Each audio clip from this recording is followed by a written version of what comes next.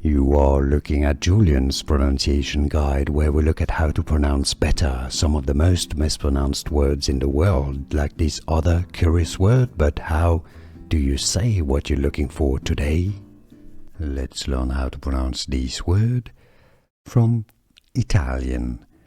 This is also going to be the name of a former Roman emperor.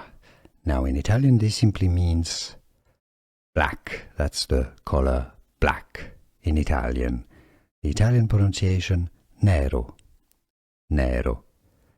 In English, the name of the emperor is usually pronounced as Nero, Nero. Here are more videos on how to pronounce more confusing words and names too many mispronounced. Like this video if you found it useful. I appreciate your support. I'll see you soon and thanks for watching.